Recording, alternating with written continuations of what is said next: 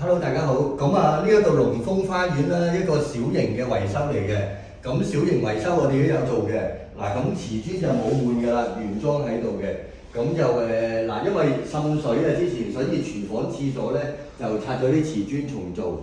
咁啊，做咗一個L 型地櫃吊櫃。咁係做呢一 part 嘢嘅啫，廚房。跟住做咗個龍門架啦。咁有個鋁合金龍門架啦。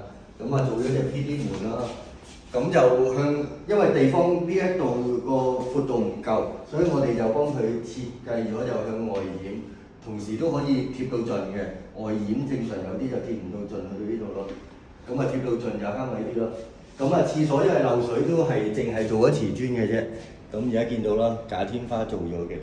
咁啊同埋換咗呢兩套房門啦，咁就係做咗咁多嘢啦。咁啊油漆就有鏟底，咁啊鏟底批灰做過咯。咁係做咗呢一度幾樣嘢啦。